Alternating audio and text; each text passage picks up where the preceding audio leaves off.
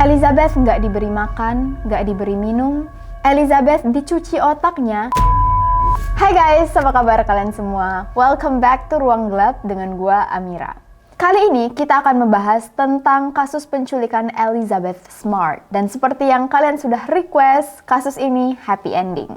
Tapi, meskipun happy ending, tetap aja Elizabeth Smart kehilangan banyak hal yang sangat penting bagi dirinya. Meskipun untungnya dia berhasil selamat dan kembali kepada keluarganya. Elizabeth adalah salah satu dari 3% anak-anak yang diculik, namun berhasil menyelamatkan diri dari penculiknya. Karena 97% anak yang sudah diculik, biasanya sudah dibunuh dalam waktu 3 jam. Ini adalah fakta yang sangat menyeramkan dan sangat menyedihkan. So, langsung aja kita masuk ke cerita. Bagaimana Elizabeth bisa diculik dan bagaimana Elizabeth bisa menyelamatkan dirinya. Welcome to Ruang Gelap.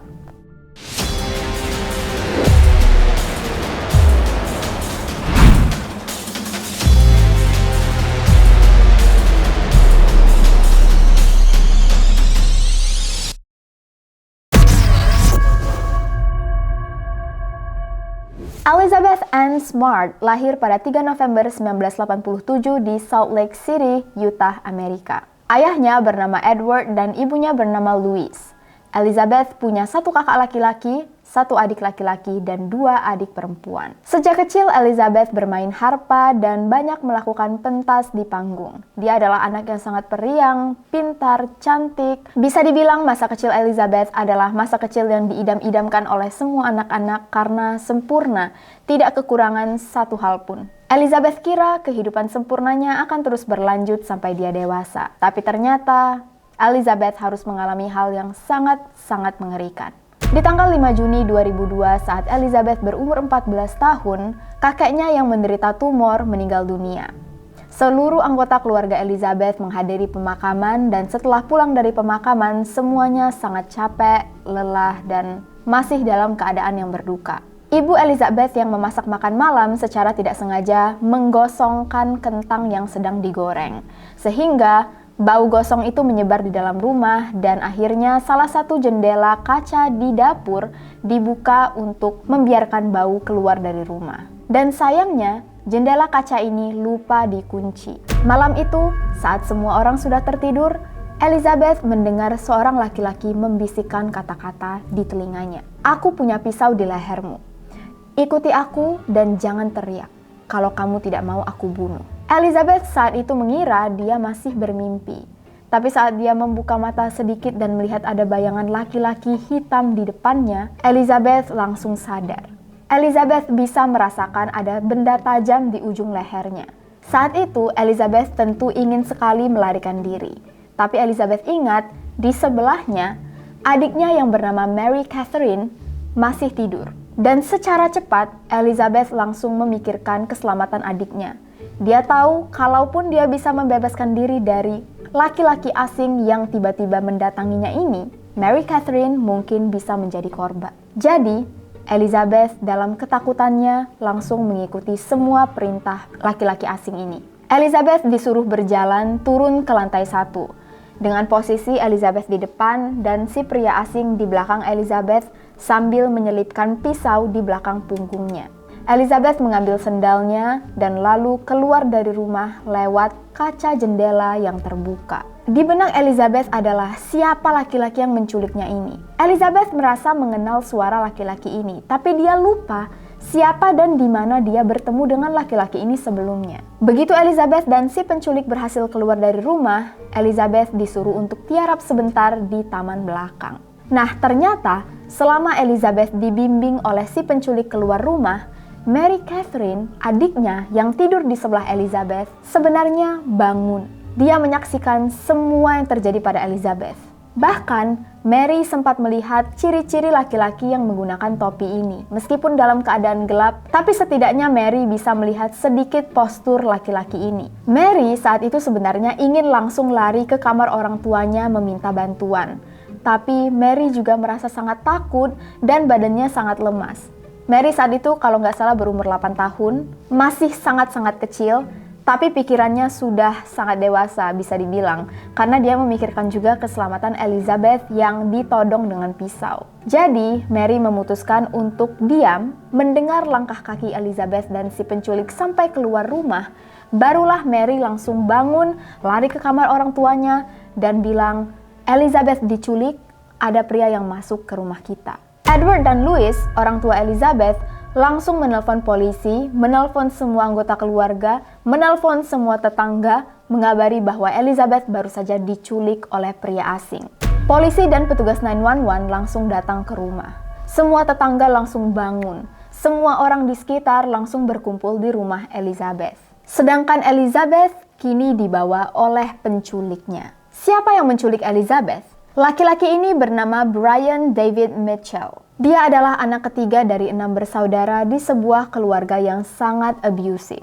Sejak kecil, Brian seringkali ditunjukkan oleh ayahnya foto-foto yang tidak senonoh, hal-hal yang tidak seharusnya diajarkan kepada anak-anak, dan dididik dengan sangat keras. Sejak kecil, kadang-kadang Brian ditinggalkan di tempat yang sangat jauh, sengaja oleh ayahnya, supaya Brian bisa mandiri mencari jalan keluar sendiri untuk pulang ke rumah. Banyak sekali hal-hal yang dilakukan oleh ayahnya yang tidak masuk akal, sehingga pada akhirnya Brian memiliki gangguan kejiwaan.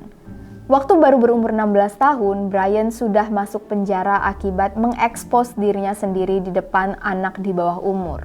Saat berumur 19 tahun, Brian menikah dengan Karen Miner dan punya 2 anak. Namun karena Brian adalah seorang pemabuk, suami yang kasar, akhirnya pernikahan berakhir. Brian lalu mencoba untuk sembuh dari ketergantungan alkoholnya, tapi tidak berhasil. Gak lama kemudian, Brian memiliki istri kedua, yaitu Debbie. Dan dari pernikahan ini memiliki 3 anak lagi. Jadi sekarang Brian punya 5 anak. Tapi lagi-lagi pernikahan Brian tidak berlangsung lama karena Debbie curiga Brian melecehkan anaknya sendiri. Setelah resmi bercerai, Brian lalu menikah lagi. Langsung dengan wanita bernama Wanda Elaine Barzee, seorang wanita yang sudah berumur 40 tahun dan punya 6 anak. Jadi sekarang anak Brian ada 11. Wanda meskipun punya 6 anak, bukanlah ibu yang baik. Wanda sama sekali nggak peduli dengan anak-anaknya. Anak-anak Wanda sendiri menganggap Wanda adalah seorang monster. Karena Wanda pernah memasak kelinci peliharaan anak-anaknya untuk dimakan di makan malam. Saat Brian dan Wanda bertemu, mereka merasa menemukan cerminan diri.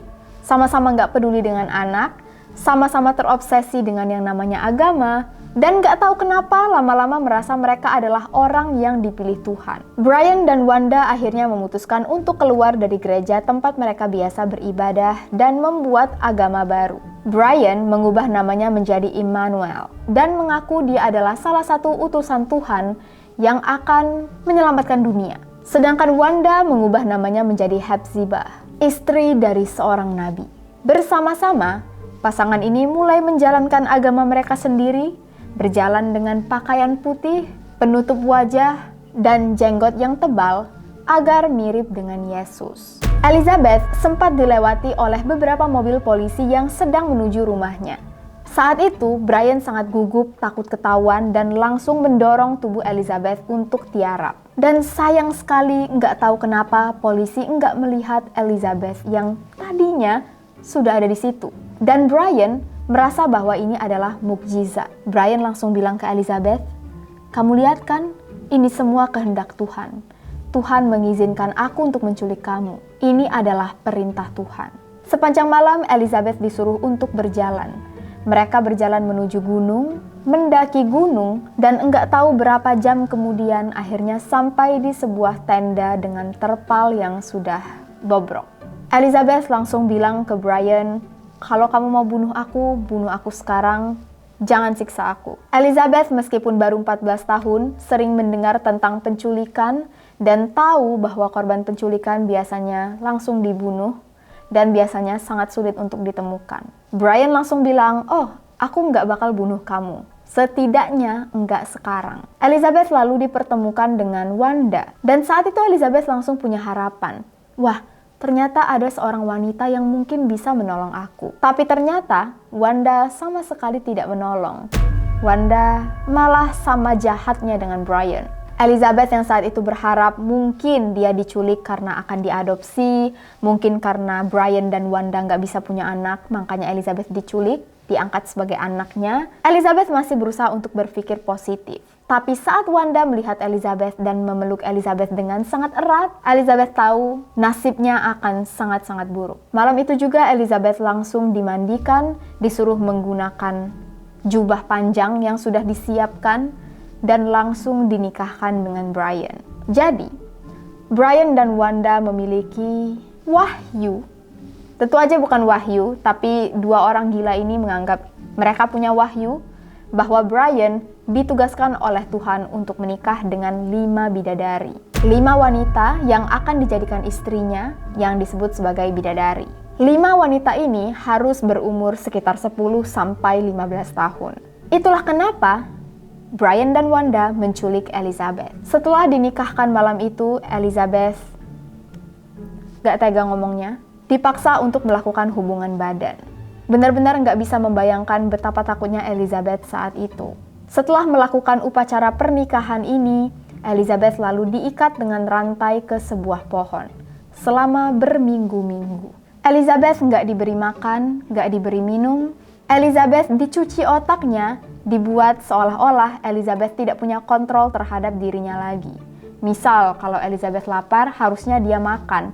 Tapi karena Brian dan Wanda tidak memberi makan, Elizabeth kelaparan. Semua hal penting dalam Elizabeth diambil oleh Brian dan Wanda. Kebebasan, keluarga, teman-teman. Elizabeth juga dipaksa untuk minum alkohol. Padahal dalam agama Elizabeth, alkohol tidak diizinkan. Dan Elizabeth ingat dia dulu saat kelas 5 SD pernah berjanji nggak akan minum alkohol, dan sekarang dia dipaksa untuk minum alkohol. Elizabeth langsung nangis, merasa dia nggak punya kontrol sama sekali terhadap hidupnya, dan dia ngerasa dia udah nggak bisa ngapa-ngapain lagi, cuma bisa menuruti Wanda dan Brian. Berhari-hari, berminggu-minggu, berbulan-bulan, Elizabeth merasa nggak ada yang bisa menolong dia lagi. Beberapa kali Elizabeth berusaha untuk melarikan diri, tapi Brian selalu mengancam kalau Elizabeth melakukan hal-hal aneh, Brian akan membunuh semua keluarga Elizabeth.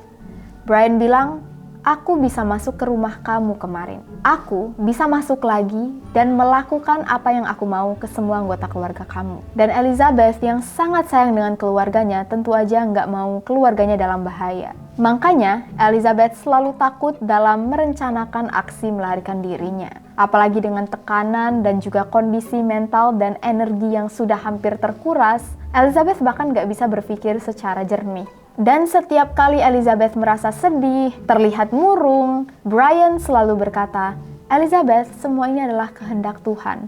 Kamu harus mengikuti perintah Tuhan.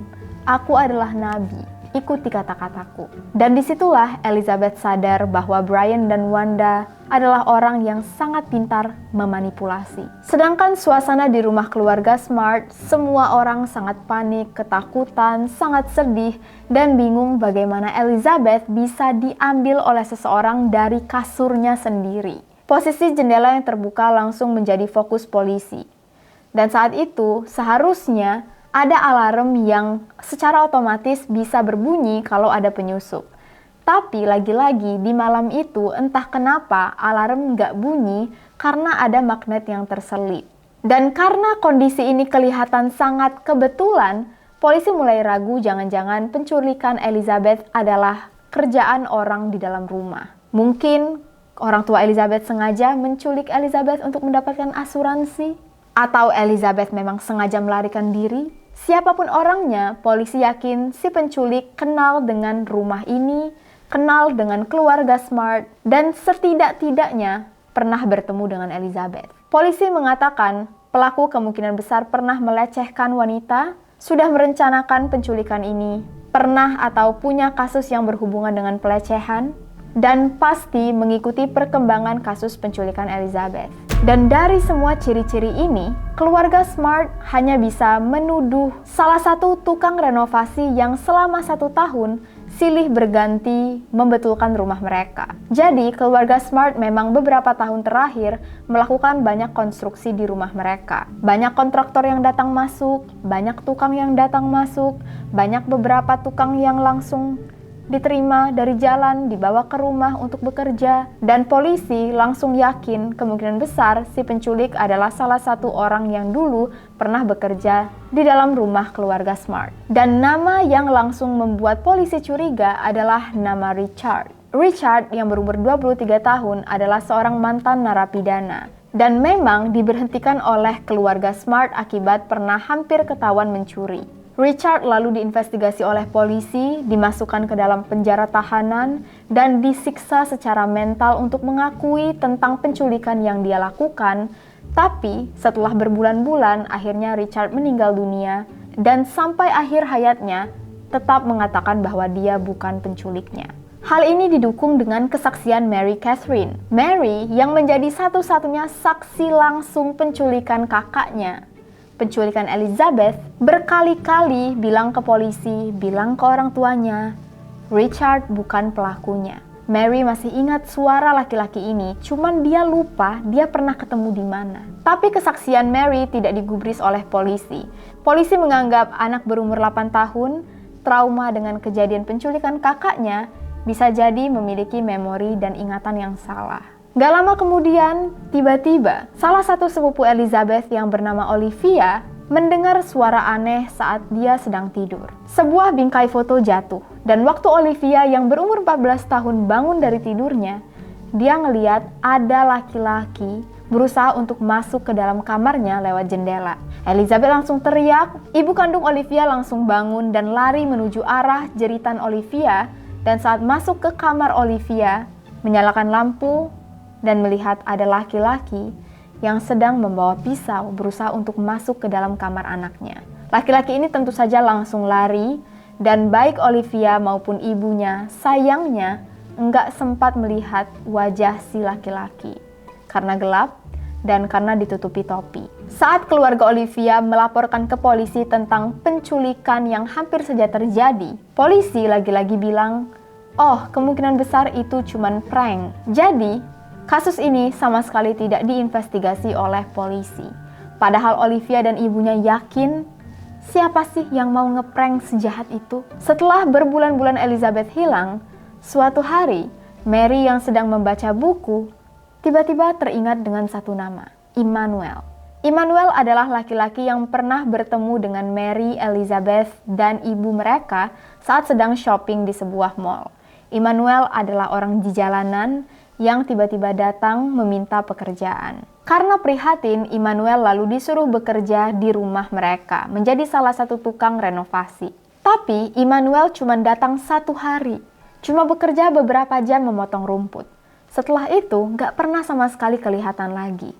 Dan kalau kalian ingat, Immanuel adalah nama baru yang dipilih oleh Brian. Detik itu juga, Mary langsung lari, bilang ke orang tuanya, aku tahu siapa yang menculik Elizabeth. Immanuel adalah orangnya. Polisi langsung membuat sketsa wajah Immanuel. Tapi, polisi tidak menyebarkan sketsa ini. Karena mereka cukup takut, cukup curiga, Mary salah ingat. Mereka nggak mau membuat laki-laki tidak bersalah menjadi sasaran fitnah masyarakat. Keluarga terus mendesak polisi untuk menyebarkan sketsa, untuk melakukan sesuatu. Tapi setelah menunggu sebulan, 2 bulan, 3 bulan. Akhirnya, keluarga tidak bisa lagi menunggu dan merasa mereka nggak bisa mengandalkan polisi. Jadi, secara pribadi, keluarga Smart mencetak poster mereka sendiri. Poster berisikan sketsa wajah Immanuel. Cara ini ternyata berhasil. Banyak orang yang melapor mereka mengenali laki-laki di sketsa wajah ini. Dia adalah laki-laki yang sering berada di jalanan sambil menyebarkan kitab-kitab ayat-ayat suci. 2 minggu kemudian, salah satu acara TV berjudul America Most Wanted menayangkan kasus penculikan Elizabeth, di mana pada kasus ini, sketsa wajah Immanuel dipertontonkan. Dan malam itu juga, seorang wanita bernama Linda langsung menelpon TV. Linda mengatakan dia yakin 100% laki-laki di sketsa adalah kakaknya, yang bernama Brian David Mitchell. Polisi langsung meminta foto asli wajah Brian untuk dibandingkan dengan sketsa. Dan saat mereka lihat, mereka cukup yakin orangnya orang yang sama. Jadi, foto wajah Brian langsung disebarkan dan satu persatu warga Salt Lake di Utah mulai menelpon polisi mengatakan mereka mengenal siapa laki-laki di foto. Dia adalah The Jesus Man, atau laki-laki Yesus yang merupakan Brian, tapi dikenal sebagai nama Immanuel. Immanuel seringkali ditemukan berada di jalanan bersama dengan dua wanita yang dari atas sampai bawah tertutup kain. Dua wanita ini diketahui merupakan istri dan anak perempuan Immanuel. Tapi wajah asli mereka gak ada orang yang tahu. Nah, anak yang dibawa oleh Immanuel sangat mirip dengan Elizabeth.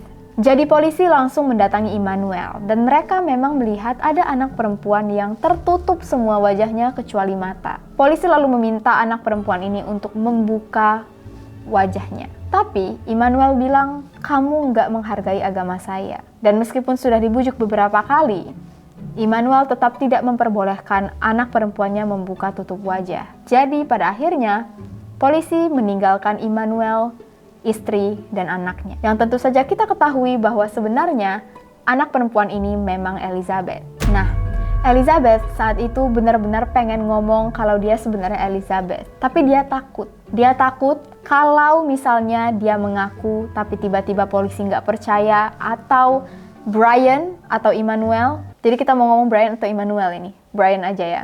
Atau Brian berhasil memanipulasi si polisi untuk berpikir bahwa Elizabeth bukanlah Elizabeth yang hilang.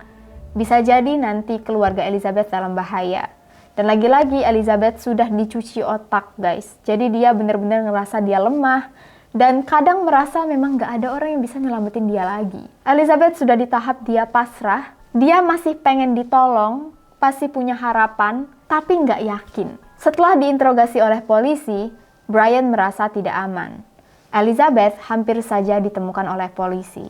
Jadi, Brian segera melarikan dirinya, mengajak Wanda dan Elizabeth untuk pergi ke San Diego. Dengan tujuan untuk mencari anak perempuan lain untuk diculik dan dijadikan istri Brian.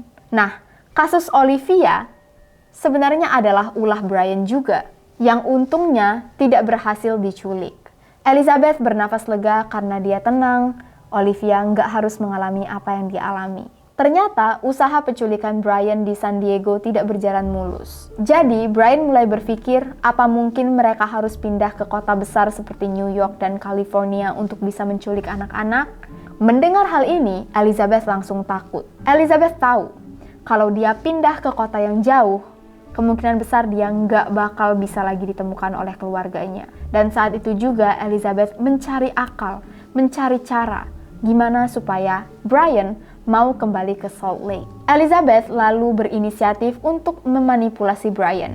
Selama berhari-hari, Elizabeth acting berpura-pura dia juga menerima wahyu dari Tuhan. Menerima takdir bahwa dia harus menemani Immanuel, menemani Brian dalam menebarkan wahyu. Dan suatu hari, Elizabeth berpesan ke Brian, tapi aku nggak tahu ini penglihatan dari Tuhan atau bukan karena aku hanyalah manusia yang penuh dosa.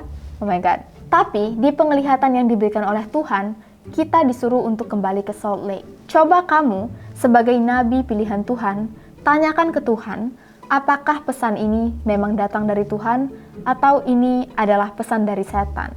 Brian yang saat itu sudah halu tingkat dewa, merasa bahwa Tuhan mulai berkomunikasi dengan istri-istri spesialnya. Dan di malam itu juga, Brian bilang, "Oke, Tuhan baru saja berkata bahwa penglihatan kamu memang benar, Elizabeth. Kita harus kembali ke Salt Lake." Besoknya, Elizabeth, Brian, dan Wanda langsung kembali lagi ke Salt Lake. Selama Brian, Wanda, dan Elizabeth berada di San Diego, polisi terus-terusan menginvestigasi kasus Elizabeth di Salt Lake. Berdasarkan keterangan saksi dan mantan-mantan istri Brian, semuanya yakin Brian bisa jadi adalah orang yang menculik Elizabeth. Di hari Elizabeth dibawa kembali ke Salt Lake oleh Brian dan Wanda, tapi kali ini penampilan Brian, Wanda, dan Elizabeth berbeda.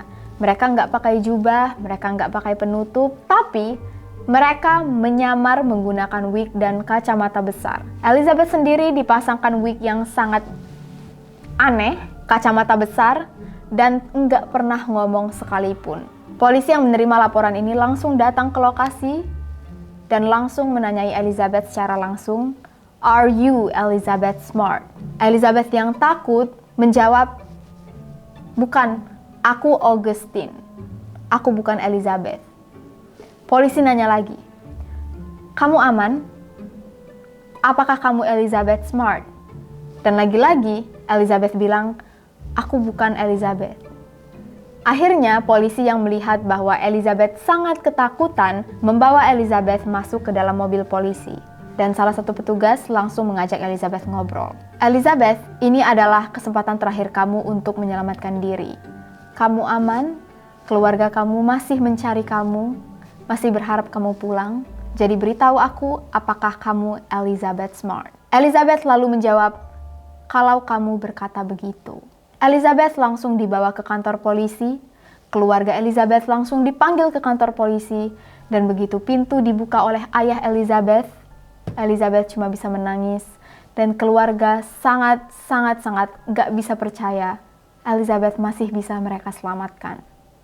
Di tahun 2009, Wanda dinyatakan bersalah dan diberikan hukuman 15 tahun di penjara, hukuman yang sangat singkat, namun disetujui oleh polisi asalkan Wanda mau menjadi saksi atas kejahatan yang dilakukan oleh Brian. Brian tentu saja gak akan pernah lagi bebas dari penjara. Sedangkan Wanda sekarang sudah tahun 2021, jadi sudah bebas dan hidup dengan identitas baru. Elizabeth hingga sekarang masih hidup dan menjadi salah satu tokoh yang berusaha untuk membangun organisasi non-profit untuk menyelamatkan para korban yang pernah mengalami pelecehan seksual, mengalami hal-hal yang traumatik, dan juga mendirikan instansi yang berusaha untuk melindungi perempuan dari hal-hal seperti ini. Elizabeth sendiri berkata, di dunia ini tidak ada yang namanya keadilan. Hukum tidak akan pernah memberikan keadilan yang setara. Hukum gak akan bisa mengobati trauma dan tragedi yang dialami oleh Elizabeth. Dan meskipun berhasil selamat, banyak orang yang masih menyalahkan Elizabeth. Mereka bilang, kamu sih kenapa nggak dari awal teriak? Kamu sih waktu ditanya polisi kamu Elizabeth atau bukan, kamu malah diem. Banyak orang yang bilang bahwa Elizabeth nggak berusaha untuk menyelamatkan dirinya. Padahal, lagi-lagi Elizabeth berkata, orang yang belum mengalami kekerasan rumah tangga dan kekerasan seksual tidak akan pernah mengerti bagaimana hancurnya mental dan pikiran korban yang sangat-sangat trauma. Dan satu-satunya alasan kenapa Elizabeth masih bisa menjalankan hidupnya secara normal karena dia ingin membuktikan pada Wanda dan Brian bahwa mereka tidak bisa menghancurkan hidupnya, tidak bisa menghancurkan impiannya. Oleh karena itu, Elizabeth berusaha untuk hidup sebahagia mungkin. Karena itu, cara dia untuk balas dendam terhadap perlakuan yang Brian dan Wanda lakukan padanya. Sampai di sini dulu cerita kita pada kali ini, guys. See you all in the next video. Ini cerita yang sangat berat, sangat sedih dan emosional. Gua harap banyak pelajaran yang diambil dari kasus ini. Dan tentu aja, please stay safe and stay alive.